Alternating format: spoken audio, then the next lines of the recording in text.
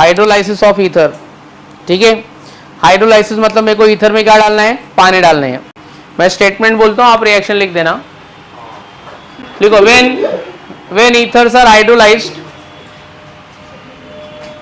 When ethers are hydrolysed in acidic medium,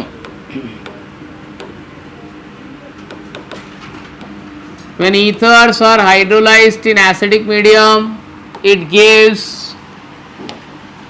corresponding alcohol. So hydrolysis of ether में पानी डालने का acidic medium में आपको प्रोडक्ट मिलेगा अल्कोहल। क्या मिलेगा प्रोडक्ट?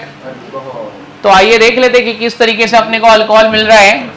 चलो बच्चों लोग, ये हो गया मेरा ईथर, बरोबर है। सिंपल भी हो सकता है, मिक्स भी हो सकता है। क्या कर रहे हैं, इसको अपन हाइड्रोलाइज कर रहे हैं। क्या कर रहे हैं? मीडियम कौन सा है अपना? Acidic medium. मैंने आपको क्या बोला? इट गिव्स करस्पॉन्डिंग अल्कोहल, आपको अल्कोहल मिलेगा। चलो अब आपको बताना है एक अल्कोहल मिलेगा कि दो अल्कोहल मिलेगा? दो, क्योंकि ईथर में कितना अल्काइल ग्रुप होता है? दो। So both alkyl groups are getting converted to alcohol, ROH और R-OH। तो दोनों अल्काइल ग्रुप क्या होगा? अल्कोहल में कन्वर्ट हो जाएगा। सिंपल रिएक्शन है, ईथर में पानी डालेगा, you will get alcohol. Now will take 2-3 example. अब अपन 2-3 एग्जांपल लेंगे,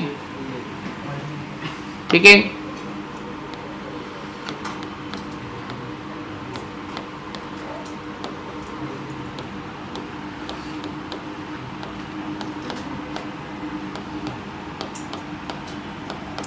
फटाफट आंसर लिख देने का, किसी को कुछ नहीं पूछने का। जनरल रिएक्शन लिखा है, एसिडिक मीडियम मतलब आपको H+ दे देगा एग्जाम में।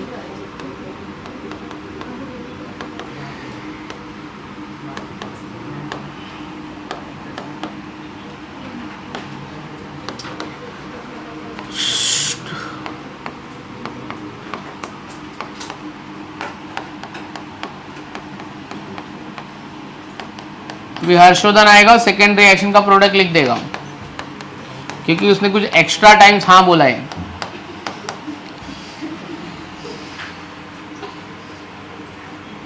तो देखता हूं मैं कि वो कितना अच्छा लिख पाता है। लिख दिया तो बहुत अच्छी बात है, अप्रिशिएट करेंगे।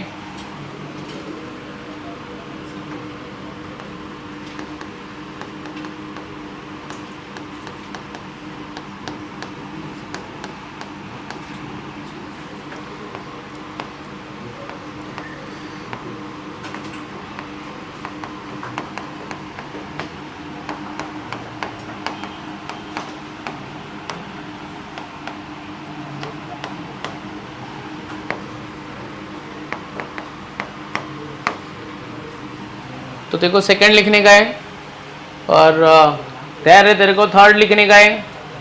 चिन्मय तेरे को फर्स्ट लिखने का है। हाँ, फर्स्ट वाला।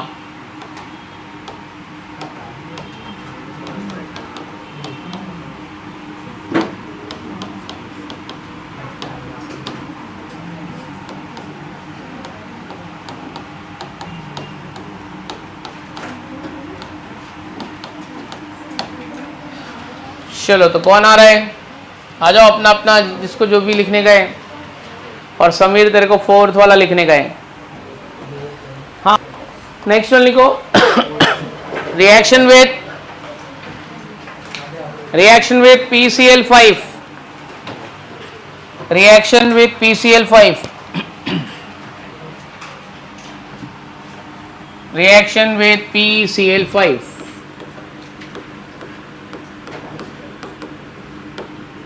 PCl5 का नाम बता दो बच्चों, क्या होता है? फॉस्फोरस पेंटाक्लोराइड, क्लोरीनेटिंग एजेंट है। क्या करता है? क्लोरीनेशन करता है। ये हो गया अपना ईथर, ROR'। PCl5 आइए देखते हैं। PCl5 5 क्लोरीन है, बराबर है। क्या होएगा पता है? दोनों R, ये R बोलता है एक क्लोरीन मेरे को चाहिए, ये वाला बोलता है एक मेरे को चाहिए। तो दोनों R को एक एक क्लोरीन मिल गया। RCl प्लस R-Cl बचा क्या रे बच्चे लोग? POCl3 क्या बचा? PCl3 वो इधर लग जाएगा। किस तरीके से POCl3? ऐसा POCl3 समझा? ऐसा आपको स्ट्रक्चर बना के नहीं लिखने का, आपको सिंपली इस तरीके से लिखने का। वो तो मैं बता रहा हूं कि लिख डालो। चलो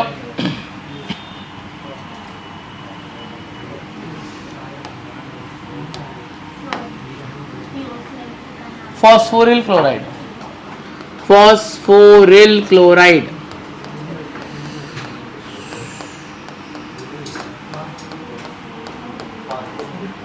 संडे एग्जाम का पढ़ाई स्टार्ट हुआ है कि अभी नहीं हुआ है? कि सैटरडे इवनिंग 12 बजे के बाद होएगा?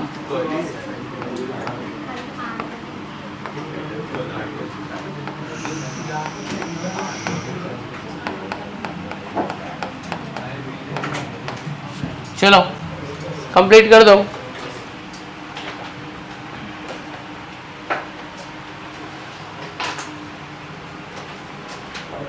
चलो हो गया बच्चे लोग, डन। तो PCl5 आपका क्या है? क्लोरीनेटिंग एजेंट है, दोनों अल्काइल ग्रुप को क्लोरीन में बदल देगा। लिख CH3Cl, इसके साथ में क्लोरीन प्लस C2H5Cl और प्लस POCl3 हो गया। दूसरा एग्जांपल है, क्या नाम है इसका? एनिजोल।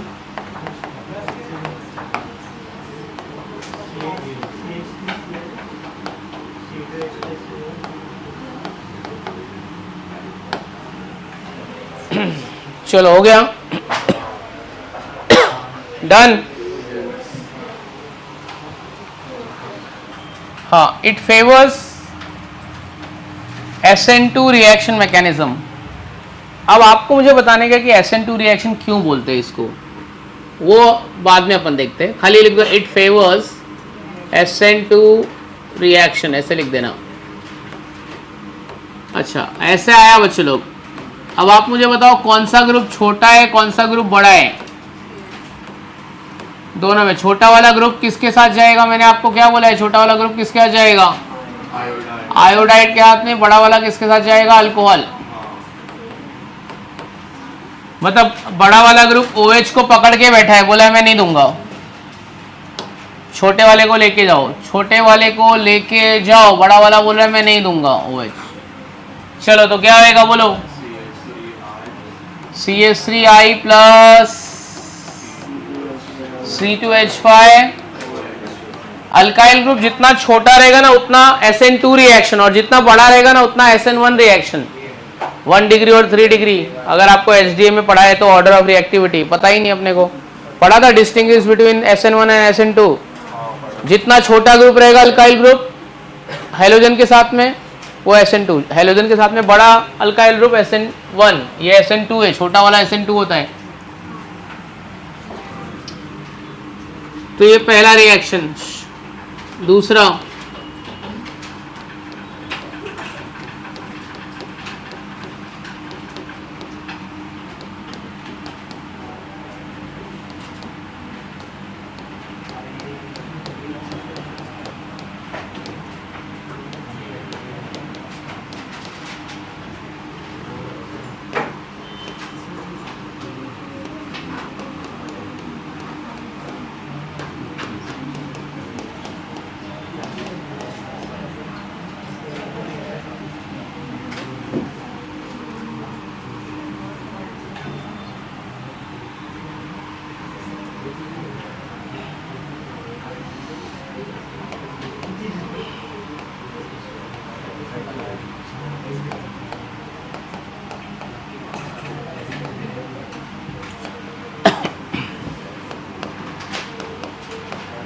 चलो क्या होएगा?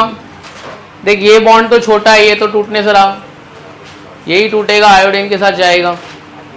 छोटा वाला आयोडाइड, बड़ा वाला अल्कोहल। बोलो क्या आएगा अभी? क्या क्या दो प्रोडक्ट क्या क्या आएगा? भाई दोस्त तू लिख, तुम लिख क्यों नहीं रहे? तुमको लिखने का है।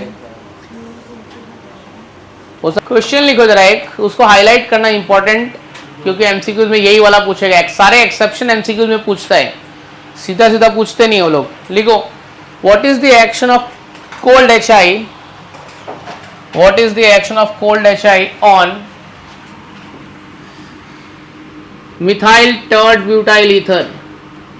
Methyl tert butyl ether. What is the action of cold HI on methyl tert butyl ether? अभी तक हमने बोला है छोटा वाला आयोडाइड देगा, बड़ा वाला अल्कोहल देगा. वो स्टेटमेंट थर्ड डिग्री कार्बन के साथ कॉन्ट्राडिक्ट हो जाएगा. अब ऐसा क्यों होगा वो अपन अभी देखेंगे. आइए देखते हैं. देखो होता क्या है, third degree carbocation highly stable. Third degree carbon के पास पॉजिटिव चार्ज बहुत ज्यादा है. ये भी दे रहा है, ये भी दे रहा है, ये भी दे रहा है और ये दूसरे को दे रहा है. तो इस कार्बन के पास पॉजिटिव चार्ज बहुत ज्यादा है. ऑक्सीजन को बोलेगा तू इलेक्ट्रॉन लेके चल, निकल निकल. तो ऑक्सीजन इलेक्ट्रॉन लेके, ये वाला चार्ज कौन सा आपका नेगेटिव है. हाइड्रोजन कौन सा है पॉजिटिव और ये कौन सा है नेगेटिव. आई किसके पास जाएगा, आई कार्बन के पास जाएगा. ये वाली बॉन्ड यहां से ब्रेक हो जाएगी और यही वाली बॉन्ड यहां से ब्रेक हो जाएगी. आपको जो बनाना है बनाओ. अभी बस मैंने एक्सप्लेन कर दिया, हो गया मेरा एक्सप्लेन करके. तो यहाँ पे प्लस आई इफेक्ट हो रहा है, बहुत ज्यादा strong plus I effect third degree carbocation.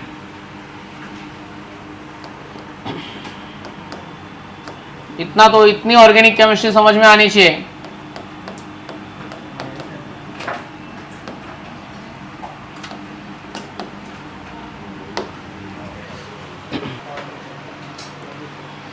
ठीक है, क्या लिखा. When ethers are treated with hot HI at 373 Kelvin, it gives corresponding iodide. अच्छा बच्चों, हॉट मतलब डायल्यूट की कॉन्सेंट्रेटेड, कॉन्सेंट्रेटेड मतलब अमाउंट कम की ज्यादा, ज्यादा. तो कॉन्सेंट्रेटेड बोला या 373 बोला, मैं एक HI नहीं लूंगा, मैं 2 HI लूंगा.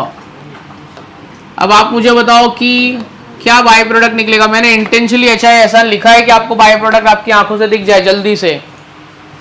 नहीं दिख रहा है, आओ चलो देखते हैं. दिख ही नहीं रहे, ले देख. बरोबर है, क्या निकल गया H2O. एक आई इसको दे दे और एक इसको दे दे, दोनों अल्काइल रूप को एक एक आयोडाइड दे दो. Ri plus R dash I plus H2O. ठीक है, Ri plus R dash I plus H2O.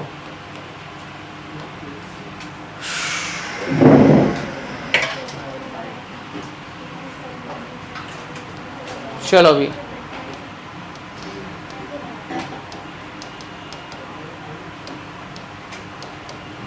Exam में ऐसे मिलेगा.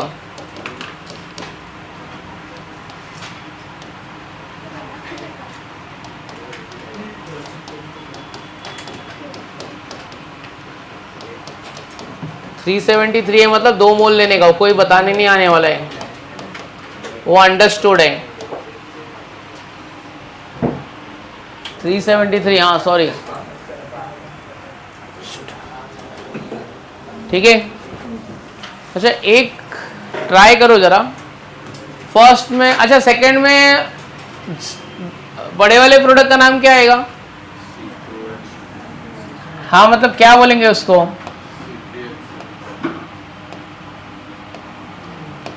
आइसोप्रोपाइल आयोडाइड क्या आएगा. चलो एक मेरा सवाल है, मेरा सवाल ये है, टेम्परेचर ही नहीं दिया है, आप अपना दिमाग लगा के बनाओ जो बनाने गए और नहीं देगा टेम्परेचर तुमको. ये नहीं पूछना सर कोल्ड है कि हॉट है, अपना खुद दिमाग लगाने का.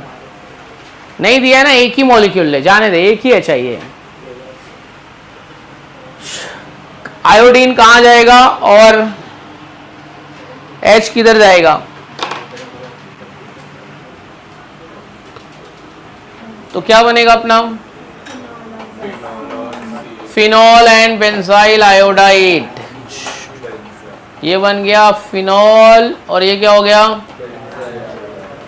Benzyl iodide. समझ में आ गया, आई कहानी समझ में आई. ठीक है, समझा. क्या आएगा बोलो. हाँ जी बोलिए. ROR R dash plus CO। तो क्या कर लो, CO को इधर बिठा लो, R C double bond OR, ये आपका बन गया ईस्टर। बट एक अब मेरा सवाल है, रुको अभी जरा, ठीक है, मैं आंसर भी लिख दूंगा, आपको बताने का कौन सा सही है कौन सा गलत है, आपको नोटिस करने का है कि मैंने लिखा गया है। मेरे पास एक ईथर है, इथाइल मिथाइल ईथर है। देख सीधा सीधा जेई में कुछ भी नहीं पूछेगा, पूछेगा घुमा फिरा के, ये कार्बन मोनोऑक्साइड है। अब क्या खेल जाएगा पता है तुम्हारे साथ, वो देखना अभी। अब तुमको समझेगा भी नहीं ये मैं क्या लिखा हूं, तुमको लगेगा दोनों सेम है। वो किस तरीके से तुम्हारे दिमाग से खेल रहा है पता है। चलो, क्या ये दोनों प्रोडक्ट सेम है? एक काम करो, सबसे पहले आप दोनों प्रोडक्ट का नाम लिखो, एक सही है और एक गलत है, एक मेजर है और एक माइनर है। चलो ऐसे कर लेंगे, क्या लग रहा है? पहले तो नाम लिखने ही नहीं आएगा, हटाओ यार। चलो ठीक है, आप सही गलत छोड़ो, इसका नाम छोड़ो, जाने दो। आप ये बता दो कि कौन सही है कौन गलत है। क्या बोल रहे, लॉजिक क्या है, मतलब क्या है सर, क्या पढ़ा रहे हो यार, क्या लॉजिक है? मैं क्या बताता हूं, सुन सुन, मैंने क्या किया पता है, CO कहां पे घुसेगा? CH3O के बीच में आएगा कि C2H5O के बीच में आएगा? कहां पे घुसेगा? अच्छा, जिधर ज्यादा जगह रहेगा उधर घुसेगा कि कम जगह में घुसेगा? ज्यादा जगह है ना। कौन ऑक्सीजन को अपनी तरफ खींच के रखा है नहीं दूंगा? C2H5 बड़ा वाला ग्रुप है, ये बोलता है नहीं दूंगा, खींच के रखा है क्योंकि ज्यादा इंडक्टिव इफेक्ट हो रहा है। तो कहां घुस जाएगा? CH3 और O के बीच में। मतलब ये वाला राइट है, ये वाला राइट है और ये क्या है, रॉन्ग है। ये ज्यादा बनेगा और ये कम बनेगा। ये वाला तुमको ऑप्शन में नहीं देंगे, ये वाला देंगे। ये वाला पार्ट है ना, ये वाला पार्ट मेरा एसीटेट है, तो इथाइल एसीटेट। ये वाला पार्ट मेरा एसीटेट नहीं है, प्रोपियोनेट है। क्या ये? हाँ, तो ये एसीटेट है। क्या नाम है इसका? Ethyl acetate. और ये इतना प्रोपियोनेट है, तो इसका नाम क्या लिखूंगा मैं? Methyl propionate. कौन सा वाला मेरा आंसर राइट है एमसीक्यूज के हिसाब से? पहला वाला राइट है, दूसरा वाला रॉन्ग है, ये सही है, ये गलत है। आप अपनी नोट में क्या लिखोगे एक्सप्लेनेशन में? CO किसके बीच में जाएगा? ज्यादा स्पेस। ज्यादा स्पेस मतलब छोटा ग्रुप ज्यादा स्पेस देता है कि बड़ा ग्रुप ज्यादा स्पेस देगा? छोटा ग्रुप, बरोबर ना? समझा कि नहीं समझा? लॉजिक समझा क्या? हाँ, देख मैं समझ सकता हूँ, सेकेंड लेक्चर है, देखो बोर हो रहा है, नींद भी आ रही है, गालियां दे दे अंदर अंदर, ऐसे थोड़ा फ्रस्ट्रेशन कम हो जाएगा। ऐसे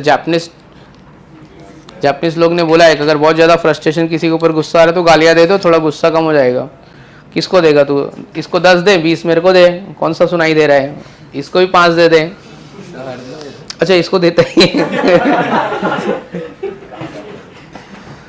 सेकेंड लेक्चर मतलब बोले तो तुम्हारी जान पे आता है ना, क्योंकि फर्स्ट लेक्चर में आधा सड़ा दिया रहता है, फिर ब्रेक में जाके खा पी लेते हो, फिर जैसे ही 12 बजेगा नींद आएगी, खाना खाने के आधे घंटे बाद तुमको नींद आएगी। क्यों? बॉडी में जाएगा, डाइजेस्ट होना चालू हो रहा है, एक्सोथर्मिक रिएक्शन हो रहा है, उधर हीट बढ़ी तो हीट किधर जाएगी? दिमाग में, और नींद आएगी।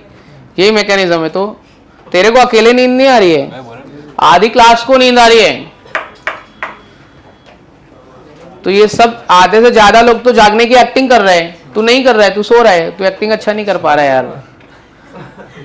देखो क्या लग रहा है, इसको बहुत, ये इसको भी नींद आ रही है, ये सब लड़कियों को भी नींद आ रही है, पर बेचारी जानबूझ के जाग रही है। तू भी थोड़ा जागने की एक्टिंग कर।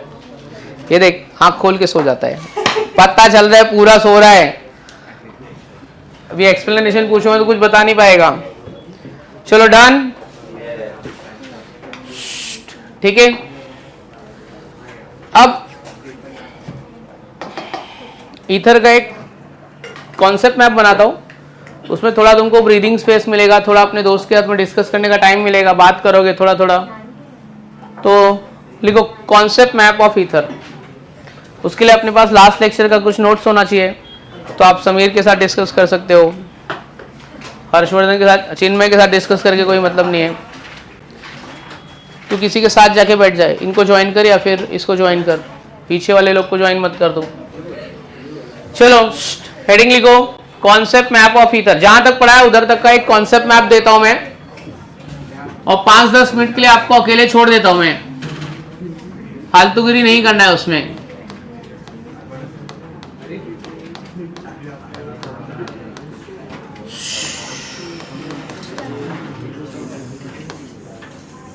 अच्छा, एक बात और लिख लो ना जरा, नोट में लिख लो ना जरा, एक बात नोट में लिखो, ether on complete combustion gives, वैसे तो आपको बात मालूम होनी चाहिए, ether on complete combustion gives, तो कौन बताएगा? Ether on complete combustion gives, कौन बताएगा मुझे? बता दो। Ether on complete combustion gives dash and dash, carbon dioxide and water. क्या बोला? Ether on complete combustion gives carbon dioxide and water. पूरी तरीके से जलाओगे तो क्या देगा? कार्बन डाइऑक्साइड और वाटर देगा।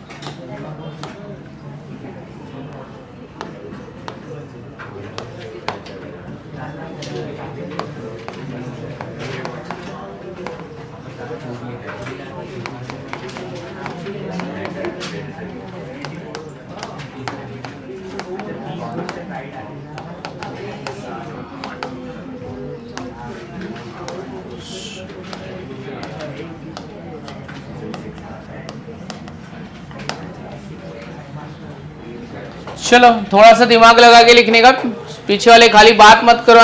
कंप्लीट करके दो मेरे को, 5-10 मिनट में तुमको दे देता हूं मैं, कंप्लीट करो। 10 रिएक्शन है, देखते कितना टाइम लगता है आपको।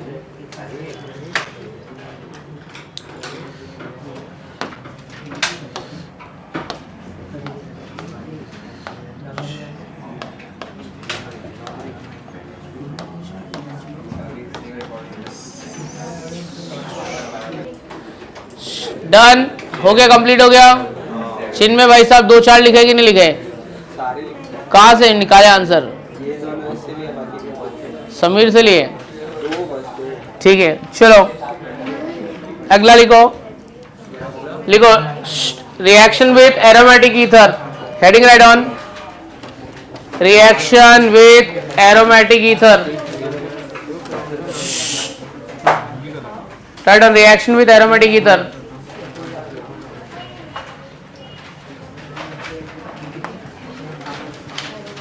उसमें पहला लिखो फर्स्ट ब्रोमिनेशन, पहला लिखना ब्रोमिनेशन।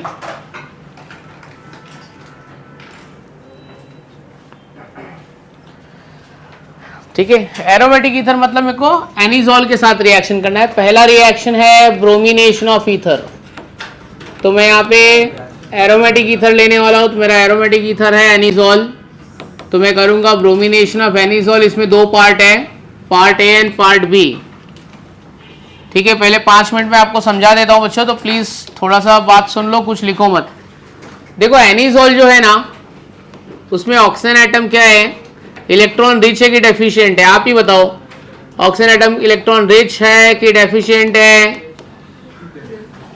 तो जो OCH3 ग्रुप होता है वो इलेक्ट्रॉन डोनेट करेगा कि एक्सेप्ट करेगा? तो ये जो ग्रुप है अपना वो इलेक्ट्रॉन डोनेटिंग ग्रुप है। इलेक्ट्रॉन डोनेटिंग ग्रुप कौन सा इफेक्ट करेगा? प्लस आर इफेक्ट करेगा, पॉजिटिव रेजोनेंस। मतलब ये वाला जो ग्रुप है मेरा एक्टिवेटिंग ग्रुप है कि डीएक्टिवेटिंग ग्रुप है? एक्टिवेटिंग ग्रुप के केस में रिएक्शन ऑर्थो पैरा पे होता है कि मेटा पे होता है? एक्टिवेटिंग के ग्रुप में रिएक्शन किधर होता है? Ortho and para directing. ठीक है, तो सारे रिएक्शन कहाँ पे होंगे? ऑर्थो और पैरा पे, कोई भी मेटा पे नहीं जाएगा। मेटा पे जाने की प्रोबेबिलिटी 0 है बिकॉज एक्टिवेटिंग ग्रुप है। हम क्या करने वाले, इसका ब्रोमिनेशन करने वाले दो केस में। तो एक होएगा by using polar solvent, by using non polar solvent. Polar solvent और नॉन पोलर सॉल्वेंट में किसमें रिएक्शन फास्ट होता है बताओ? मैंने पहले भी बताया था, पोलर सॉल्वेंट में रिएक्शन क्या होता है? फास्ट। सबसे अच्छा वाला मेरा पोलर सॉल्वेंट कौन है? वाटर। तो फास्ट होएगा तो जितने भी ऑर्थो होंगे वो सब जगह पे चला जाएगा ब्रोमीन। ऑर्थो, ऑर्थो डैश, और ये हो गया पैरा। ऑर्थो पोजीशन 2 होती है, पैरा कितना होता है? 1। इसको ऑर्थो बोलते हैं, ये पैरा बोलते हैं, ये ऑर्थो डैश। तो फास्ट रिएक्शन हो रहा है मतलब रपर अप ब्रोमिनेशन हो रहा है। रपर अप ब्रोमिनेशन हो रहा है मतलब जितने भी पॉसिबल पोजीशन है सब जगह पे ब्रोमीन चला जाएगा। मेरे को आप बताओ बाय प्रोडक्ट में कितने HBr निकलेंगे? 1 HBr निकलेगा, 2 निकलेगा कि 3 निकलेगा? 1 HBr आएगा, 2 आएगा कि 3 आएगा? 1 HBr, 2 HBr, इधर से लेके 3 HBr। और जो ब्रोमीन कहाँ कौन कौन सी जगह पे लगेगा? सेकंड पे लगेगा। ये कौन सी जगह? ये कौन सी जगह? तो टोटल कितना हो गया? तो प्रोडक्ट का नाम क्या आएगा? 2,4,6 ट्राइब्रोमो एनिसोल। समझ में आ गया? ठीक है, ये वाला बात समझ में आया? बरोबर से देख लो, मेरा कॉपी करके लिखने में नहीं दूंगा कि तुम ऐसे छाप छुप के लिख दोगे। तो ये हो गया और प्रोडक्ट बन गया 2,4,6 ट्राइब्रोमो एनिसोल। कोई पूछेगा तीनों जगह पे क्यों गया, तो क्या बोलने का, उसको क्या जवाब देने का? बिकॉज पोलर सॉल्वेंट में रिएक्शन स्लो होता है कि फास्ट होता है? तो जितने भी पॉसिबल प्रोडक्ट है सब जगह पे चला जाएगा। अगर यही चीज मैंने नॉन पोलर सॉल्वेंट में किया होता, किसमें किया होता? नॉन पोलर सॉल्वेंट, या फिर कोई ऐसा सॉल्वेंट जो बहुत लेस पोलर है, ठीक है, तब रिएक्शन खाली 2 जगह पे जाता था, ऑर्थो पे जाता था और किधर जाता था? पैरा पे। 2 अलग अलग प्रोडक्ट मिलते थे। आओ चलो देखते हैं 2 अलग अलग प्रोडक्ट। सो एनिसोल का ब्रोमिनेशन कर रहे हैं। क्या कर रहे हैं? एनिसोल का ब्रोमिनेशन। 2 अलग अलग प्रोडक्ट मिलेगा।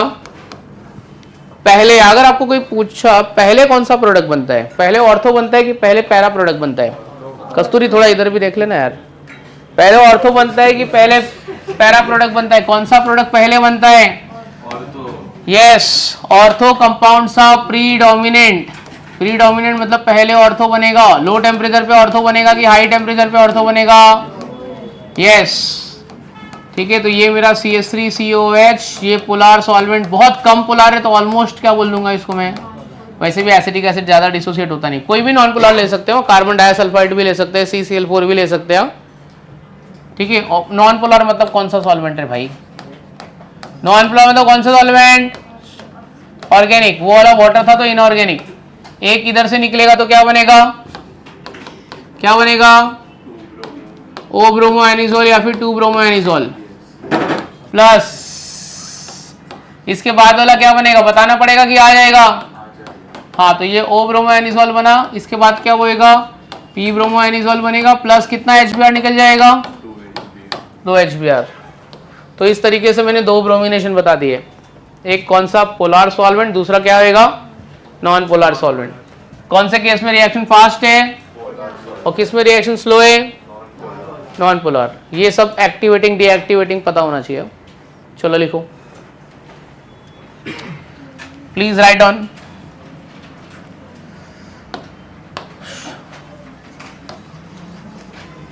कॉपी थोड़ी करना है। कस्तूरी मैडम क्या बात कर रहे हो यार आप? कौन सा तेरा ऐसा प्रॉब्लम है जो सॉल्व नहीं हो रहा है? क्या प्रॉब्लम हो गई वहां पे?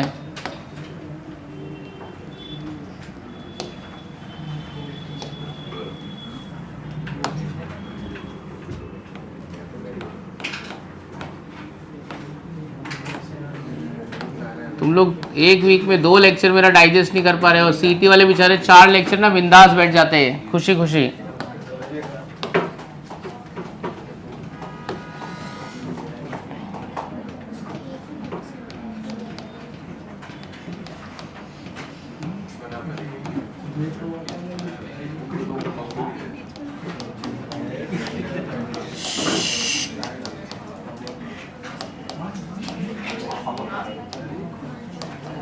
कल का पेपर है ना, कितने क्वेश्चन तुमको नहीं आएंगे पता है? ऐसा मुझे लग रहा है कि 7-8 क्वेश्चन तो एकदम ऐसा तुम सोचोगे ये कहाँ से दिया है, ऐसा वाला है। बाकी मैक्सिमम क्वेश्चन आ जाएगा तुमको, मतलब 15-16 क्वेश्चन तुमको आ जाएगा, 6-7 में लफड़ा होगा। तो जो नहीं आ रहा है नेगेटिव मार्किंग मत करना, ऐसा मत लेना, रिस्क मत करना। चल मैं रिस्क लेता हूँ, मेरा रिस्क वाला मटका राइट होता है। नहीं राइट होएगा भाई तेरा मटका।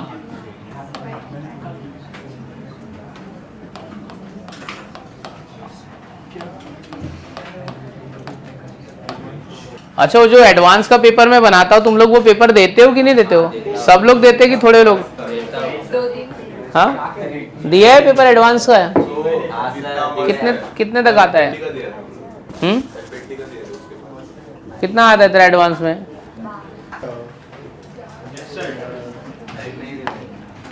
अभी जाना है तो तुम्हारा नहीं हुआ है तो बस रुक, मैं बाद में जाते टाइम बुक चेक करके छोड़ता हूँ। लिखो nitration of anisole,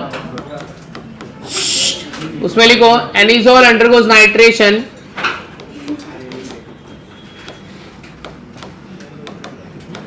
anisole undergoes nitration at ortho and para position. Anisole undergoes nitration at ortho and para position. अब ये मेरे को मत पूछना कि सर नाइट्रेशन मतलब क्या होता है। हाँ, which group, addition of which group is nitration? Addition of NO2 group is called nitration. Nitration किसके प्रेजेंस में होता है? किसके प्रेजेंस में होता है नाइट्रेशन? H2SO4। अच्छा, नाइट्रिक एसिड और सल्फ्यूरिक एसिड के मिक्सचर को क्या बोलते हैं बच्चों? Mixture of nitric acid and sulphuric acid. किसी को भी नहीं पता है? नाइट्रिक एसिड और सल्फ्यूरिक एसिड के मिक्सचर को बोलते हैं नाइट्रेटिक मिक्सचर। क्या बोलते हैं? नाइट्रेटिक मिक्सचर। चलो,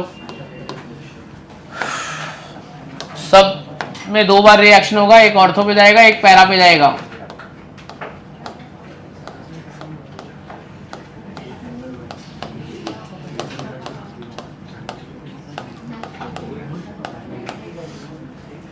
चलो अभी लिख के बता दो, मैं बार बार नहीं बताऊंगा, ऑलरेडी अपन ने HDA में किया है। सिमिलर रिएक्शन है सब।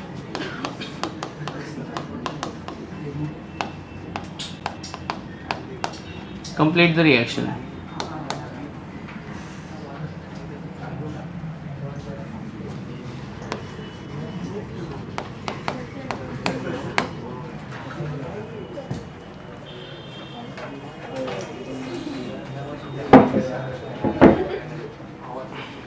क्या हुआ, इतना क्यों हंस रही है तू? एक रिएक्शन ही लिख दे। बोल रहे वाह कितना इजी रिएक्शन है यार। आजा बेटा लिख दे। देख कितने लोग तेरी मिमिक्री भी कर रहे हैं यार, कितनी फेमस है रे तू, लोगों को तेरी आवाज निकालने भी आती है। फेमस है तू। सर प्लीज यार, प्लीज यार लिखो ना यार, कितने बार बोलने का यार। मूड नहीं है तेरा आज पढ़ाई करने का, तो भी तू कर रहा है। हाँ क्या 2 HNO क्या? हाँ 2 H2O बाई प्रोडक्ट निकल आएगा।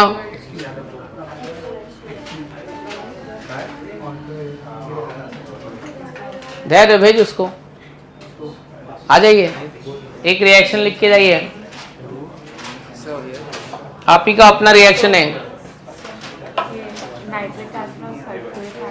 Mixture of nitric acid and sulphuric acid, इसको बोलते हैं nitrating mixture in the ratio of 1:3।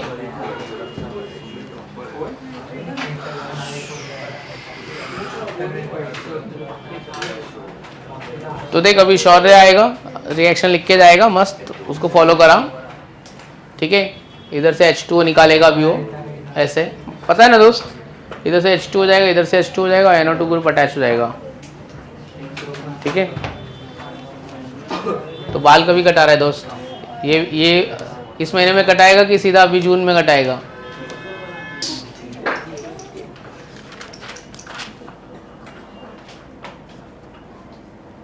To and four methoxy substituted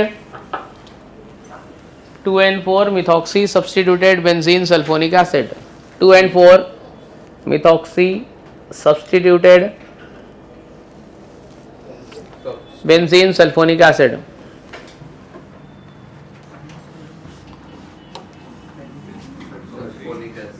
ठीक है, दूसरा पॉइंट लिखना, addition of SO3H group is called sulphonation. Addition of SO3H group is called sulfonation।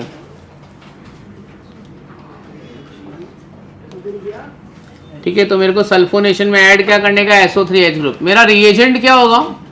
अच्छा बच्चों, मैं नाइट्रिक एसिड में नाइट्रेशन लेता हूँ तो सल्फोनेशन में कौन सा एसिड लूंगा मैं? H2SO4। उसको लिखेंगे ऐसे हम लोग। चलो मैं नहीं लिखता हूँ रिएक्शन, मैं ट्राई करता हूँ कि आप बता पाओगे कि नहीं बता पाओगे, देखता हूँ मैं।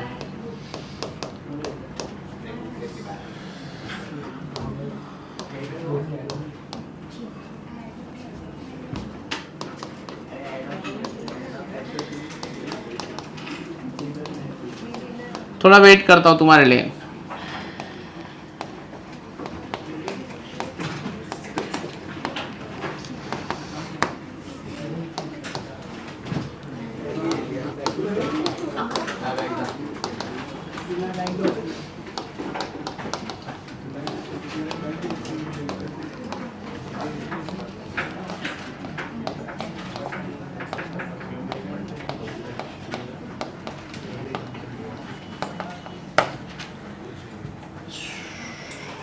चलिए बताइए,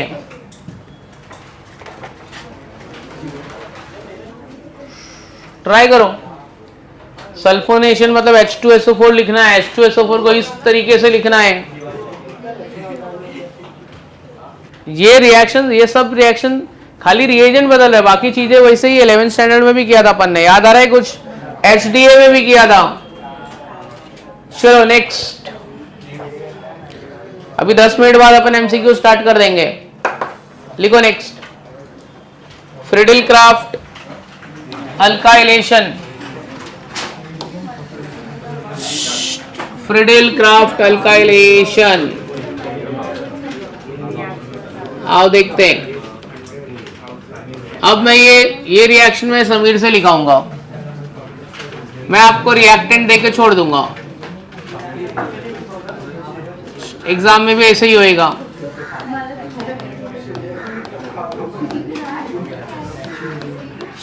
ऐसे आपको रिएक्टेंट दे के छोड़ दिया है।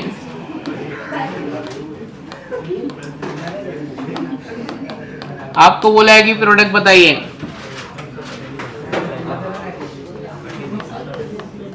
तो क्या बोलता है समीर? थोड़ा टाइम ले ले, अपने दोस्त से डिस्कस कर ले और थोड़ी देर में आ जाओ। हर्षवर्धन तू भी आएगा?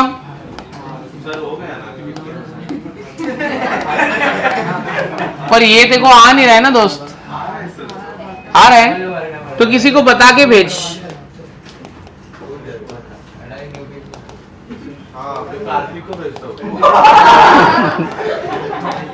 कार्तिक आएगा क्या?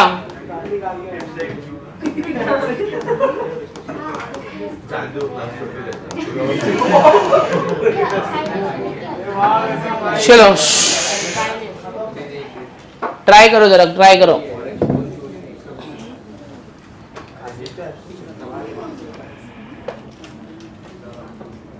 दोस्त तू भी ट्राई कर, ट्राई करने का एक्टिंग कर। चल जैन भाई आ जाओ, आ जाइए। तो इधर पे क्या आएगा बच्चों? ये रिएक्शन का क्या प्रोडक्ट क्या आएगा? ओ मिथाइल एनिसोल, और ये एक H यहां से निकल जाएगा तो ये P मिथाइल एनिसोल। ये फ्रिडल क्राफ्ट अल्काइलेशन बोलते हैं इसको। शिट यार, इतना क्या गंदा तुम लोग ने किया है। बस वैसा ही ये रिएक्शन है, O methyl anisole P methyl anisole 2HCl by product, समझा?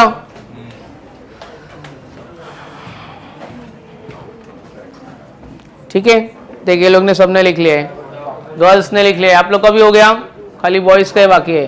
तू वॉशरूम नहीं, तू बाहर ही था, भाग इधर से। वॉशरूम जाना है, पानी पीना है, खाली पढ़ना नहीं है, खाली जा वॉशरूम जाओ, रहा मत, जा वॉशरूम। इनको एक लेक्चर में पूरा 2-4 बार बाहर जाने को दिए, जाइए अब। नहीं तू जा बाहर जा, आ मत वापस रिटर्न, वॉशरूम में बैठ। लिखो फ्रीडल क्राफ्ट असाइलेशन, इसके बाद अपन एमसीक्यूज करेंगे। जा तू जा, जा जाके आ जाओ।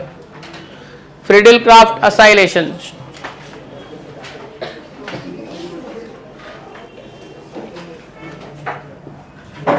फ्रीडल क्राफ्ट असाइलेशन, ये भी, ये सब भी 11th में हो चुका है, HDA में भी हुआ है क्लोरोबेंजीन के साथ। बहुत बेकार हालत हो गई तुम्हारी। चलो हिंट देता हूं मैं, बाकी सब तुम लोग खुद से करो, समझाने का कोई मतलब नहीं है तुमको।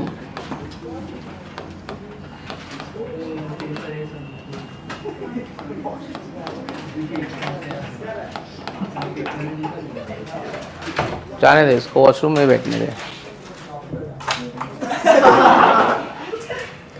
से भी कुछ पड़ता नहीं है।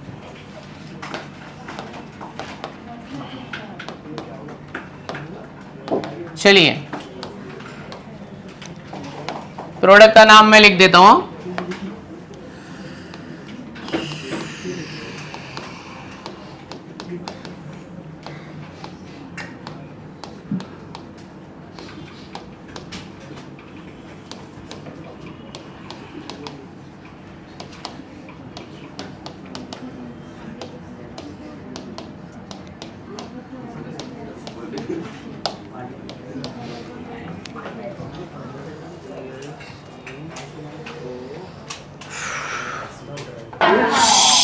इसका करने है एनिसोल का। जब तक फोन लेके आ रहा है तब तक कॉन्सेप्ट मैप कंप्लीट करो, फटाफट हो जाएगा।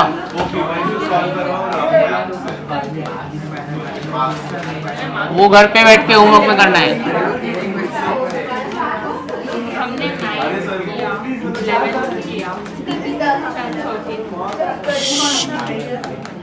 चलो ये करो,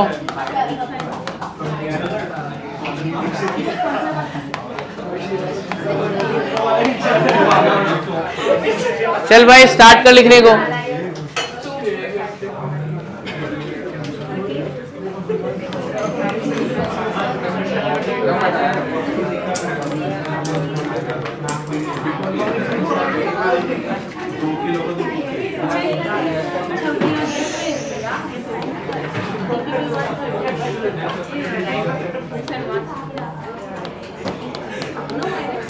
अरे भाई अभी कितना हंसेगा, स्टार्ट करना लिखने को।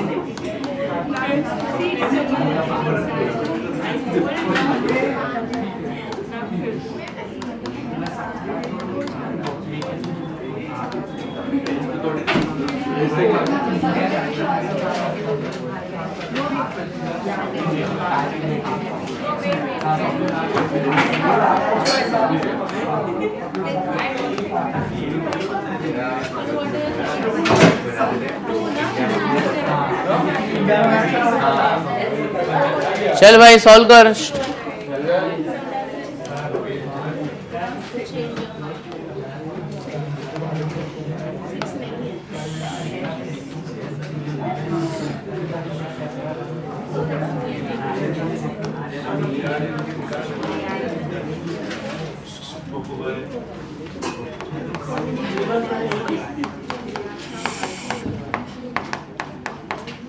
चलो ये पूरा कंप्लीट कर डालो।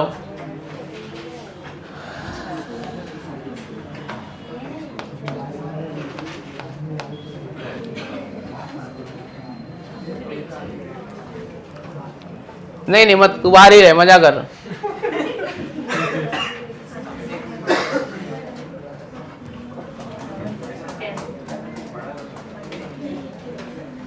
और तुमको असाइनमेंट में ना असाइनमेंट में एक तुमको थ्योरी पेपर आएगा, एक एमसीक्यूज पेपर आएगा, वो कंप्लीट करके तुमको मंडे सबमिट करना है। मंडे कॉलेज है तो जो दिन मेरा लेक्चर होएगा वो दिन सबमिट करना है। 2 असाइनमेंट आएगा, एक एमसीक्यूज का आएगा, एक थियरी का आएगा।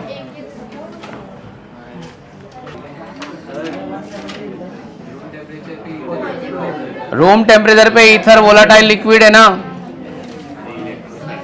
हाँ क्या बोले, बॉइलिंग पॉइंट ऑफ। अच्छा एक बात याद रखना, एक नोट लिखो ना जरा, ether up to 4 carbon atom. ए भाई एक नोट लिख, ether up to 4 carbon atom present in the gaseous state. Ether up to 4 carbon atom present in the gaseous state.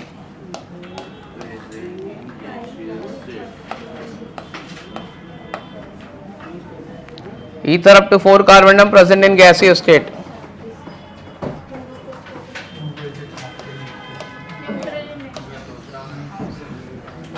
ये ले, तो मतलब 4 कार्बन एटम वाले ईथर गैसियस स्टेट में होते हैं, तो उसमें कितने ईथर आ जाएंगे? एक डाई मिथाइल ईथर आ जाएगा, इथाइल मिथाइल ईथर आ जाएगा, और di ethyl. Basic in nature नहीं है, बेसिक कैसा बिहेव करता है, होता नहीं है बेसिक। हाँ ये सब गैसियस स्टेट में, ठीक है। और generally ethers are liquid at room temperature.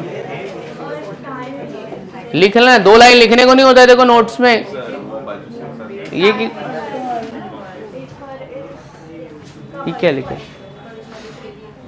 क्या ऑप्शन में क्या है, पहले ही लेक्चर में हो चुका है। तू ही बता ना, तू ही बता, अगर वो उड़ रहा है तो रूम टेम्परेचर से कम हुआ कि ज्यादा हुआ? कम हुआ, less than that of room temperature.